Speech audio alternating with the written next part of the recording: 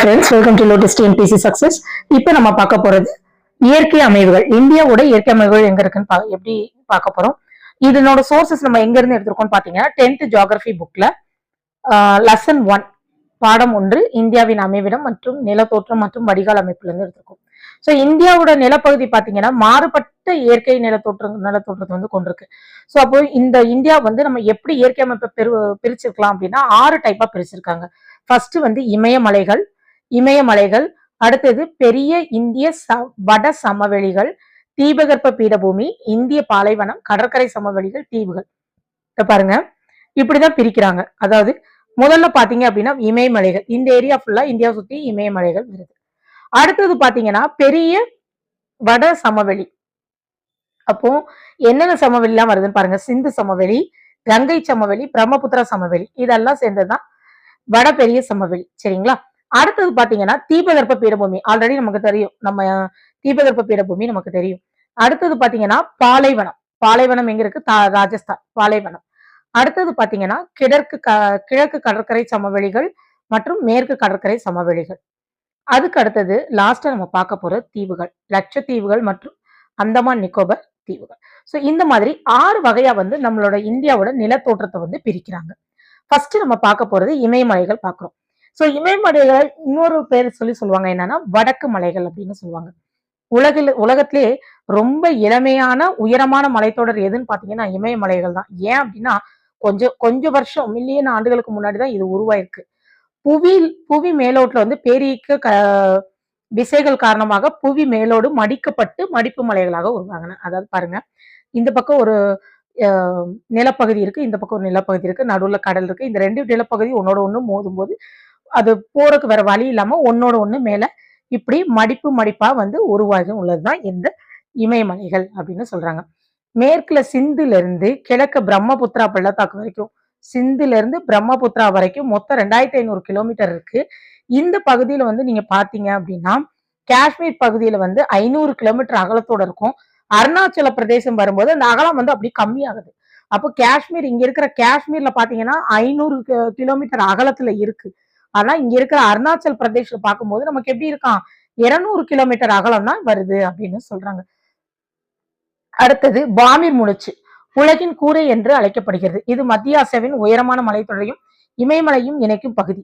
So இந்த Pamir முடிச்சு, இந்த பாருங்க மேப்ல பாருங்க தெரியும், இதுதான் நம்ம பாமிர் முடிச்சு சொல்லுவோம்.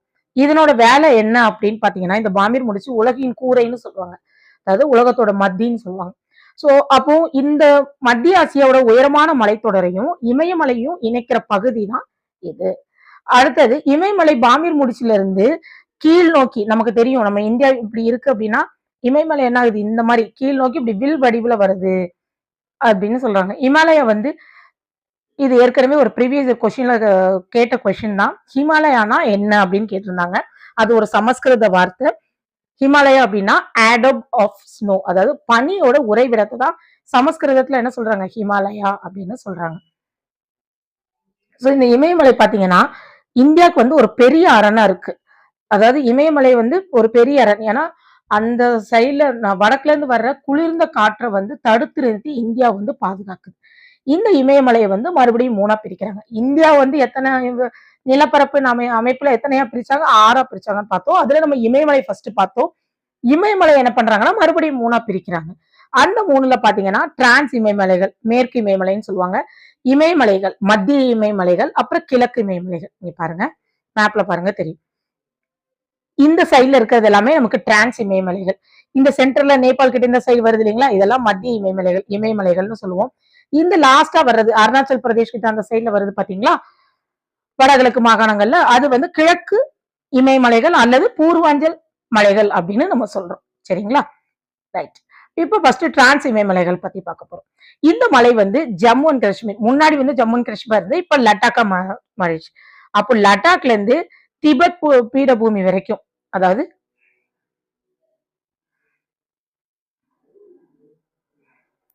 இந்த இருக்கு இல்லைங்களா, திபெத்ல உள்ள பீடபூமி வரைக்கும் இங்க இருந்தே ஸ்டார்ட் ஆகி இப்படி வருது நமக்கு. சரிங்களா? அடுத்தது இந்த இமயமலையோட பரப்பளவு பாத்தீங்கன்னா திபெத்ல தான் அதிகமா இருக்கான். அதனால இதை என்ன சொல்றாங்க, திபெத்தியன் இமயமலைன்னு சொல்றாங்களாம். இம்மலைகள் காணப்படும் பாறை அமைப்பு கடலடி உயிரின படிமங்கள். இந்த மலையில உள்ள பாறையெல்லாம் பாத்தீங்கன்னா கடல் அடியில உள்ள உயிரினத்தோட படிமங்கள், அது இறந்து போனா அந்த படிமங்கள்லாம் சேர்ந்து இருக்கும் இல்லைங்களா, அது மாதிரி இருக்குமா. அதாவது டெர்சியரி கிரானைட் பாறை அப்படின்னு சொல்றாங்க. இந்த பாறையோட ஒரு பகுதி உருமாறி பாறை படிமங்களாக இமயமலை தொடரின் மைய அச்சாக அமைந்துள்ளது. சோ இந்த பாறையோட ஒரு பகுதி என்ன ஆகுது, உருமாறி மைய அச்சா வந்து மாறி. இங்குள்ள முக்கியமான மலைத்தொடர் வந்து சாஸ்கர், லடாக், கைலாஷ், காரகோரம். இந்த மலைத்தொடரை பாருங்க எப்படி வருதுன்னு. ஃபர்ஸ்ட் வந்து இருக்கிறது வந்து நமக்கு காரகோரம், இங்க இருந்து இப்படி ஸ்டார்ட் ஆகும் காரகோரம். அடுத்து ரெண்டாவது லடாக். அதாவது நீங்க வந்து டிரான்ஸ் இமயமலைகள்ல உள்ள மலைத்தொடர்களை சொல்லுங்க அப்படின்னு சொல்லிட்டாலே நீங்க வந்து இந்த ஆர்டர் ஞாபகம் வச்சுக்கிட்டீங்கன்னா உங்களுக்கு ஈஸியா இருக்கும். டிரான்ஸ் இமயமலைகள்ல வந்து என்னென்ன மலைத்தொடர் இருக்குன்னா, ஃபர்ஸ்ட் காரகோரம், ரெண்டாவது லடாக், அதுக்கு பின்னாடி ஜஸ்கர், அதுக்கு பின்னாடி பீர் பஞ்சால், அதுக்கு அடுத்தது சிவாலிக். சிவாலிக் வந்து இந்த இடத்துல வரும். இது போக நமக்கு எக்ஸ்ட்ராவா இருக்கிறது கைலாஷ். இந்த கைலாஷ் இதுதான் நம்ம டிரான்ஸ் இமயமலையோட மலைத்தொடர்கள். சரிங்களா, அப்ப இதை இன்னொரு பாத்துருமா. டிரான்ஸ் இமயமலையில் உள்ள மலைத்தொடர்கள் எதுன்னு பாத்தீங்கன்னா, ஃபர்ஸ்ட் காரகோரம், லடாக், ஜஸ்கர், பீர் பஞ்சல், தென் சிவாலிக், அதுக்கப்புறம் பாத்தீங்க அப்படின்னா கைலாஷ். சரிங்களா, அடுத்தது பாருங்க, இந்த சிந்து நதி இருக்கு இல்லைங்களா, இந்த சிந்து நதி வந்து இந்த லடாக்குக்கும் ஜஸ்கருக்கும் நடுவுல என்ன ஆகுது, போய்கிட்டு இருக்கு. சரிங்களா, லடாக்குக்கும் ஜஸ்கர் மலைக்கும் நடுவுல தான் சிந்து நதி வந்து போயிட்டு இருக்கு. அடுத்து நம்ம இப்ப என்ன பார்த்தோம், டிரான்ஸ் மலைகள் பார்த்தாச்சு. அடுத்து இமயமலைகள் நடுவுல இருந்தது இல்லைங்களா, நேபாள் கிட்ட இமயமலை, அதை பார்க்க போறோம். வடக்கு மலைகளின் பெரிய பகுதியாக அமைந்துள்ளது. வடக்குள்ள மலைகள்ல இதுதான் பெருசு. அப்போ இது என்ன சொல்றாங்கன்னா, இது ஒரு இளம் மடிப்பு மலை. இது என்னது, இளம் மடிப்பு மலை. வடக்கே இருந்த யுரேஷியா நிலப்பகுதியும் தெற்கே இருந்த கோண்ட்வானா நிலப்பகுதியும் ஒன்று சேர்ந்து ஒன்றை ஒன்று நோக்கி நகர்ந்ததால் ஏற்பட்ட அழுத்தத்தின் காரணமாக இடையில் இருந்த டெத்திஸ் என்ற கடல் மடிக்கப்பட்டு இமயமலை உருவானது. நல்லா பாத்துக்கோங்க. இப்போ உலகம் இப்படி இருக்கு. சரிங்களா, வடக்க வந்து யுரேஷியா அப்படிங்கிற ஒரு நிலப்பகுதி இருக்குங்க, இப்படி ஞாபகம் வச்சுக்கோங்க. தெற்கே வந்து நமக்கு கோண்ட்வானா அப்படிங்கிற ஒரு நிலப்பகுதி இருக்கு. இந்த ரெண்டுக்கும் நடுவுல டெத்திஸ் அப்படிங்கிற ஒரு கடல் போய்கிட்டு இருக்கு. சரிங்களா, இப்ப இந்த ரெண்டு நிலப்பகுதி என்ன ஆகுதுன்னா, புவியோட மேலடுக்கு சுழற்சி காரணமா ரெண்டு என்ன ஆகுது, ஒன்னோட ஒண்ணு மோதிக்குது. அப்போ மோதும் போது இந்த கடல்ல உள்ள படிமங்கள் எல்லாம் சேர்ந்து அப்படியே ஒன்னோட ஒண்ணு மோதும் போது இதுக்கு போறதுக்கு வேற வழி இல்ல. ரெண்டு இடமும் ஒண்ணு மேல மேல முட்டும் போது வேற வழி இல்லாம என்ன ஆகுது, இப்படி ஒண்ணு மேல ஒண்ணு படிஞ்சு அப்படியே மடிப்பு மலையாகி அப்படியே அந்த இடத்துல என்ன ஆகுது, மடிப்பு மலையாகி அப்படியே நின்றுது. சரிங்களா, இந்த பாத்தீங்களா, இங்க இருக்கு யுரேஷியா, இங்க அண்டார்டிகா, ஆஸ்திரேலியா, இது இந்திய தட்டுன்னு சொல்றாங்க, இது ஆப்பிரிக்கா. இப்ப எதுக்கும் போட்டி நடந்திருக்கு, இந்திய தட்டுக்கும் யுரேஷியா மட்டும்தான் மிங்கிள் ஆயிருக்கு. ஆப்பிரிக்கா அப்படிதான் இருக்கு, நார்த் அமெரிக்கா, சவுத் அமெரிக்காலாம் அதே மாதிரிதான் இருக்கு. சரிங்களா, அப்ப இது ரெண்டும் இடிக்கும் போது டெத்திஸ்ங்கிற கடல் தான் என்னவா மாறி இருக்கு, இமயமலையா மாறி இருக்கு. இந்த இந்த இமயமலையில பல மலைத்தொடர்கள் வந்து இருக்கு அப்படின்னு சொல்றாங்க. சோ இப்ப நம்ம முதல்ல பார்த்தோம், இந்தியாவை வந்து நம்ம 6ஆ பிரிச்சிருக்காங்க. அதுல ஃபர்ஸ்ட் ஒன் இமயமலையை பார்த்தோம். இமயமலைனா என்னன்னு பார்த்துட்டு அந்த இமயமலையில 3 டைப் இருக்குன்னு பார்த்தோம். அதுல அதாவது வந்து டிரான்ஸ் இமயமலை, இமயமலைகள், கிழக்கு இமயமலை, பூர்வாஞ்சல்னு பார்த்தோம். இப்போ இந்த மத்திய இமயமலைகள் நடுவுல உள்ள இமாச்சல் இமயமலைகள் இருக்கு இல்லைங்களா, அதை வந்து மறுபடியும் 3ஆ பிரிக்கிறாங்க. என்னன்னா, உள் இமயமலை வந்து இமாத்ரி, ரெண்டாவது இமாச்சல், சிவாலிக். இமாத்ரி, இமாச்சல், சிவாலிக். அதாவது வந்து இப்போ நம்ம இந்தியா இப்படி இருக்கு, மேப்ல நம்ம பாத்துருவோம். இப்ப பாருங்க, இப்ப நம்ம ஆல்ரெடி பார்த்தோம், இது வந்து டிரான்ஸ் இமயமலைகள்னு பார்த்தோம்.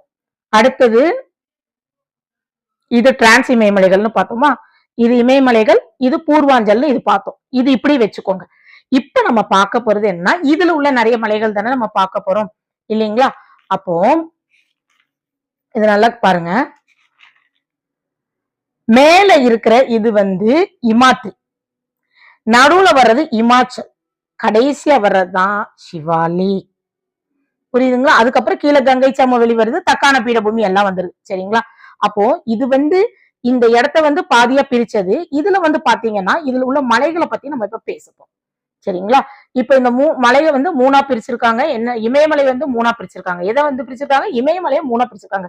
ஃபர்ஸ்ட் உள் இமயமலை, 2வது மத்திய இமயமலைகள், 3வது சிவாலிக். 3ஆ பிரிச்சிருக்காங்க. சரிங்களா? அந்த சிவாலிக்க வெளி இமயமலை அப்படின்னு சொல்லுவாங்க.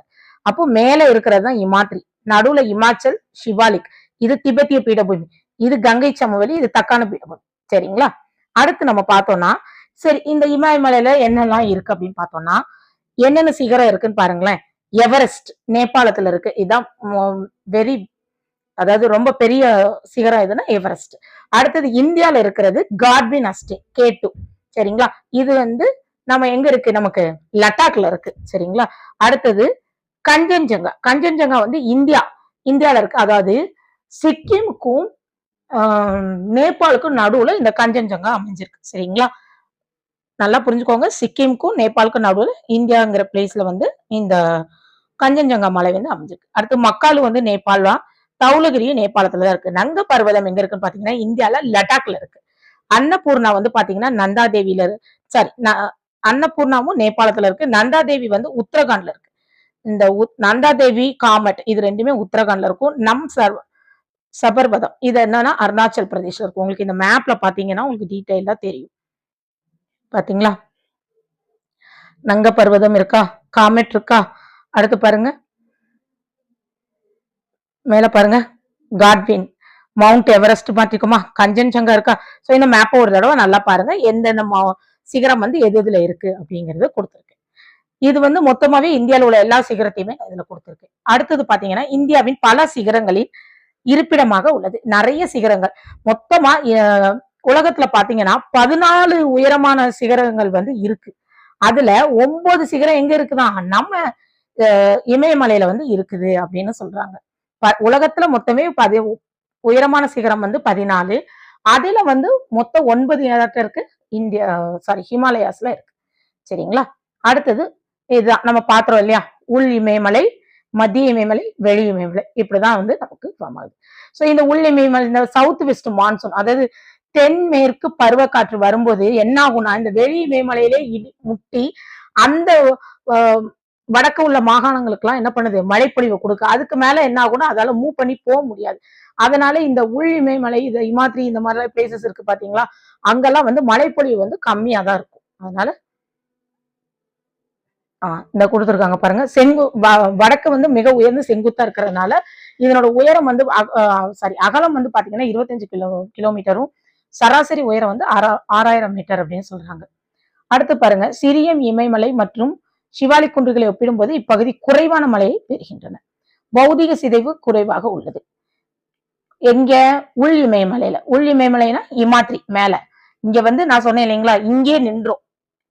தென்மேற்கு பருவக்காற்று இங்கே நின்றும். இதுக்கு மேல அதால போக முடியாது. அதனால நமக்கு இந்த இடத்துல என்ன ஆகும் அப்படின்னா மழைப்பொழிவு கம்மியா தான் இருக்கும். உள் இமயமலையில மழைப்பொழிவு கம்மியா தான் இருக்கும். அப்போ பௌதிக சிதைவு இப்ப நம்ம ஒரு அனிமலோ ஒரு ஹியூமன் பீயிங்கோ இறந்துட்டாங்கன்னா கொஞ்ச நாள்ல அது டீகம்போசிஷன் ஆயிரும்.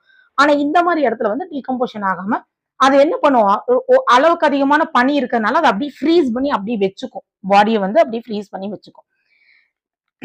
இமயமலையில மிக உயர்ந்தமான சிகரங்கள் நிறைய இதுலதான் இருக்கு. முக்கியமா எவரெஸ்ட் இருக்கு, கஞ்சன்ஜங்கா, கங்கோதரி, யமுனேத்ரி, சியாச்சின் அதாவது கங்கா யமுனா போன்ற நதிகளோட பிறப்பிடமும் எங்கதான் இருக்குதான்?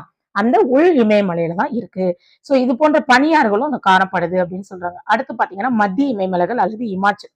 இதுல பாத்தீங்கன்னா சராசரி இதனோட அகலம் 80 கிலோமீட்டரும் உயரம் 3500 முதல் 4500 மீட்டர் வரைக்கும் வேறுபடுதுன்னு சொல்றாங்க. இது வெண்கற்பாறைகள், சுண்ணாம்பு பாறைகள் மற்றும் மணற்பாறைகள் இதெல்லாமே இருக்குது அந்த தொடர்ல. அப்ப இதனால என்ன இருக்கு? நகரமயமாக்கல், காடுகள் அழிப்பு, மிக அதிகமாக மழைப்பொழிவு வர்றதுனால மண்ணரிப்பு ஏற்படுது அப்படின்னு சொல்றாங்க. இந்த மலைத்தொடர்ல பீர்பாஞ்சல், சவல்தார், மகாபாரத் ஆகிய மலைத்தொடர்கள்லாம் இங்கதான் இருக்குது அப்படின்னு சொல்றாங்க. புகழ்பெற்ற கோடை வாழிடங்களான ஷிம்லா எங்க இருக்கு? ஹிமாச்சல். முசௌரி, நைனிடால், அல்மோரா, ராணிகட், டார்ஜிலிங் இந்த 6 பிளேஸுமே நமக்கு எங்கதான் இருக்குது? மத்திய இமயமலையில இமாச்சல்ல இருக்கு அப்படின்னு ஞாபகம் வச்சுக்கோங்க. ஷிம்லா வந்து ஹிமாச்சல் பிரதேஷ்ல இருக்கு.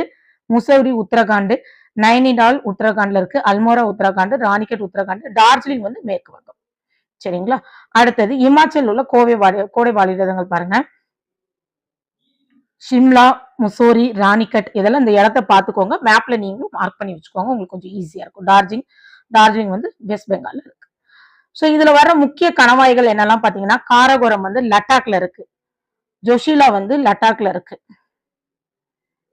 இந்த கணவாயெல்லாம் நான் மேப்ல கூட மார்க் பண்ணிருக்கேன். நீங்க அப்புறமா ஃப்ரீயா இருக்கும்போது பாருங்க. காரகோரம் லடாக், ஜோஷிலா லடாக்ல இருக்கு. ஷிப்கிலா ஹிமாச்சல் பிரதேஷ், பொமிடிலா அருணாச்சல் பிரதேஷ், நாதுலா ஜெலிப்லா சிக்கிம்ல இருக்கு. கைபர் வந்து பாகிஸ்தானையும் ஆப்கானிஸ்தானையும் இணைக்கும். போலந்து வந்து பாகிஸ்தான்ல தான் இருக்கு. ஆனா இந்திய துணைக்கண்டத்துக்கு வந்து ஒரு முக்கியமான கணவாயா இருக்கு. இப்ப பாருங்க நம்ம அதுல பார்த்த இது எல்லாமே நம்ம ஸ்கூல் புக் டேட்டா சோர்ஸ் தான். சோ அதனால இதை கண்டிப்பா பாத்துக்கோங்க. இதை வந்து நமக்கு எப்படி கொஸ்டின் கேட்கலாம் அப்படின்னா, ஒண்ணு இதை வந்து குரோனாலஜிக்கல் அந்த ஆர்டர் படி நம்ம வந்து அரேஞ்ச் பண்ண சொல்லலாம். எதுக்கு அப்புறம் எந்த பிளேஸ்க்கு அப்புறம் எது வரும் அப்படிங்கிற மாதிரி கேட்கலாம். சரிங்களா? ஆனா ஹைட் வந்து கேட்க மாட்டாங்க. ஸோ இந்த மாதிரி இதை நீங்க பார்த்து வச்சுக்கோங்க. மவுண்டைன்ஸ் இதெல்லாமே நம்ம பார்த்து வச்சுக்கலாம். சரிங்களா? இங்க பாருங்க போலந்து கணவாய் இங்க இருக்கு. சப்போஸ் எந்த மாநிலத்துல இருக்கு, எந்த பிளேஸ்ல இருக்குன்னு கூட நமக்கு கேட்கலாம். அடுத்து கைபர் கணவாய் பாருங்க, ஆப்கானிஸ்தான்ல இருக்கு. அடுத்தது அகில் கணவாய், காரகோரம் கணவாய், ஜோஷிலா கணவாய், ஷிப்கிலா கணவாய், டப்லா கணவாய், நாக்லா, பூம்லா, பொமிடிலா இதெல்லாமே இருக்கு. அடுத்து நீங்க பாத்தீங்க அப்படின்னா வெளி இமயமலை சிவாலிக் வந்து பாத்தீங்க அப்படின்னா ஜம்மு அண்ட் காஷ்மீர்ல இருந்து அஸ்ஸாம் வரைக்கும் இருக்கலாம். அப்போ ஒரு பகுதி ஆறால உருவாக்கப்பட்டு, அதாவது இதனோட பகுதி எல்லாம் எப்படி இருக்கும்னு பாத்தீங்கன்னா, ஆறுல இருந்து அடிச்சுட்டு வர மண் எல்லாம் இருக்குல்ல, அதெல்லாம் படிஞ்சுதான் இந்த சிவாலிக்க வந்து ஃபார்ம் பண்ணிருக்கு. அதுல உள்ள பிளேசஸ் எல்லாம் ஃபார்ம் பண்ணிருக்கு அப்படின்னு சொல்றாங்க. இதனோட உயரம் பாத்தீங்கன்னா 900 மீட்டர் முதல் 1500 மீட்டர் வரை இருக்கும். இதனோட சராசரி உயரம் 1000 மீட்டர் அப்படின்னு சொல்றாங்க. சரிங்களா? மிகவும் தொடர்ச்சியற்ற மலைத்தொடர். இந்த சிவாலிக் மட்டும்தான் ஆங்காங்கே என்ன இருக்கும், பிரேக் ஆகி இருக்கும். மற்ற மலைகள்லாம் வந்து நமக்கு அப்படியே செயின் மாதிரி அப்படியே வந்துட்டே இருக்கும். சிவாலிக் மலைகள் வந்து என்ன இருக்கும், அங்கங்க பிரேக் ஆயிருக்கும். குறுகலான நீண்ட பள்ளத்தாக்குகள், சிறிய இமயமலைகள், வெளிப்புற இமயமலைக்கும் இடையில் காணப்படும். சரிங்களா? அடுத்தது இவை கிழக்கு இமயமலை பகுதியில் டூயர்ஸ் எனவும், மேற்கு பகுதியில் டூன்கள் எனவும் அழைக்கப்படுது. அப்ப நம்மளே பார்த்திருக்கோம், டேராடூன் இதெல்லாம் நம்ம பார்த்துருப்போம் இல்லைங்களா? அப்ப கிழக்கு பகுதியில் இருக்க மலைகளை என்ன சொல்லுவாங்கன்னா டூயர்ஸ் அப்படின்னு சொல்றாங்க. அதுக்கு வந்து எந்த மாநிலத்துல இருக்குன்னா மேற்கு வங்கம், அஸ்ஸாம்ல இருக்கு. டூன்ஸ் வந்து எங்கெல்லாம் இருக்கு, நமக்கு Uttarakhand, Himachal and then Jammu and Kashmir இதுல எல்லாம் இருக்கு. அடுத்து பாத்தீங்கன்னா சிவாலிக் குடியிருப்புகளின் வளர்ச்சிக்கு ஏற்றதாக உள்ளது. சிவாலிக்ல வந்து குடியிருப்புகள் வந்து இருக்குது. அடுத்தது வந்து நமக்கு பூர்வாஞ்சல் மலைகள்ல உள்ள குன்றுகள்லாம் பார்க்கலாம். பாருங்க, காரோ, காசி, ஜெயிந்தியா இது மூணுமே மேகாலயால இருக்கு. காரோ, காசி, ஜெயிந்தியா இது மூணு எதுல இருக்கு, மேகாலயால இருக்கு. இது ரொம்ப இம்பார்ட்டன்ட், இது நல்லா பாத்துக்கோங்க. சரிங்களா? அடுத்தது நாகா குன்று, நிஷ்மி குன்று, டாப்லா அல்லது தாப்லா குன்று, பூர்வாஞ்சல் குன்று. அடுத்து வந்து பாத்தீங்க அப்படின்னா பூர்வாஞ்சல் குன்று. சோ இது வந்து இமயமலையோட கிழக்கு மாநிலங்கள்ல இருக்கும். வடகிழக்கு மாகாணங்கள்ல பரவி இருக்கு. பெரும்பாலான குன்றுகள் வந்து பாத்தீங்கன்னா மியான்மர் மற்றும் இந்திய எல்லைக்குள்ள காணப்படுது. மற்ற மலைகள்லாம் பாத்தீங்கன்னா இந்தியாவுக்கு உள்ளேயே இருக்கு. இந்த டாப்லா, ஆஃபர் இதெல்லாம் இந்த மேப்ல பார்த்தோம் இல்லைங்களா, அது எல்லாமே இது எல்லா மலையும் சேர்ந்துதான் நமக்கு என்ன பூர்வாஞ்சல் மலைகள் அப்படின்னு நம்ம சொல்றோம். அடுத்தது இமயமலையோட முக்கியத்துவம். இந்த இமயமலையில என்னெல்லாம் இம்பார்ட்டன் அப்படின்னு பாத்தீங்கன்னா, ஃபர்ஸ்ட் வந்து தென்மேற்கு பருவக்காற்று வந்து நமக்கு தடுத்து நிறுத்தி கனமழையை கொடுக்கு. அடுத்தது இந்திய துணைக்கண்டத்துக்கு வந்து இயற்கை அரணா இருக்கு. ரெண்டாவது, மூன்றாவது வற்றாத ஜீவநதிகளின் பிறப்பிடமாக, அதாவது சிந்து, கங்கை, பிரம்மபுத்திரா இதனோட பிறப்பிடம் எல்லாம் இங்கதான் இருக்குது. அடுத்தது இயற்கை அழகின் காரணமாக வடக்கு மலைகள் சுற்றுலா பயணிகளின் சொர்க்கமாக திகழ்கிறது. அடுத்தது பல கோடை வாழிடங்களும் புனித ஸ்தலங்களும் இருக்கு. கோடை வாழிடம் நம்ம ஆல்ரெடி நம்ம பார்த்துட்டோம், டார்ஜிலிங், சிம்லா இதெல்லாம் பார்த்தோம். அதே மாதிரி புனித ஸ்தலங்கள் அமர்நாத், கேதார்நாத், பத்ரிநாத், வைஷ்ணவி தேவி கோயில் இதெல்லாமே இந்த மலையில தான் இருக்குது அப்படின்னு சொல்றாங்க. அடுத்தது வனப்பொருட்கள் சார்ந்த தொழில்களுக்கு வந்து மூலப்பொருள் அளிக்குதான். மத்திய ஆசியால இருந்து வீசும் கடும் குளிர் காற்றை தடுத்து இந்தியாவை குளிரிலிருந்து பாதுகாக்குது. இமயமலை பல்லுயிர் மண்டலத்திற்கு பெயர் பெற்றவை அப்படின்னு சொல்றாங்க. அடுத்தது இமயமலையோட நீள்வெட்டு பிரிவுகளை நம்ம பார்த்துருவோம். நீள்வெட்டு இது வரைக்கும் நம்ம குறுக்கு வெட்டு பார்த்தோம், இப்ப நீள்வெட்டு. காஷ்மீர், பஞ்சாப், இமாச்சல் மலைகள் வந்து சிந்து சட்லஜ் நதிகளுக்கு இடையே இருக்கு. அடுத்தது ஹூமாயூன் மலைகள் வந்து சட்லஜும் காளி ஆறுகளுக்கு இடையே இருக்குது. மத்திய நேபாள இமயமலைகள் வந்து காளி மற்றும் திஸ்தா இந்த 2 ஆறுகளுக்கும் நடுவே இருக்கிறது. இப்ப பாருங்க, இமயமலையோட நீள்வெட்டு மேப்ல நம்ம பார்த்தாலே உங்களுக்கு தெரியும். இது வந்து காஷ்மீர் இமயமலைகள் இந்த இது. அடுத்தது ஹிமாச்சல், அடுத்தது ஹூமாயூன், அடுத்து இந்த இடத்துல வர்றது பாருங்க ஹியூமாயன் வந்துருச்சுங்களா. அடுத்தது நேபாள் இருக்கு, நமக்கு சிக்கிம், லாஸ்டா இருக்கிறது நமக்கு என்ன அப்படின்னு பாத்தீங்கன்னா அஸ்ஸாம் கிழக்கு இமயமலைகள். இது எதுக்கு நடுவுலனா திஸ்தா மற்றும் டிகாங் அப்படிங்கிற ஆறுக்கு நடுவுல வந்து அமைந்திருக்கு. எது இந்த இந்த மலைத்தொடர் வந்து திஸ்தா மற்றும் திகாங் ஆறுகளுக்கு இடையே. ஸோ இதெல்லாம் இம்பார்ட்டன்ட், ரொம்ப நல்லா பார்த்துக்கோங்க. இந்த வீடியோ பிடிச்சிருந்தா லைக் பண்ணுங்க, கண்டிப்பா உங்க ஃப்ரெண்ட்ஸ்க்குலாம் ஷேர் பண்ணுங்க, சப்ஸ்கிரைப் பண்ணுங்க. தேங்க்ஸ் ஃபார் வாட்சிங்.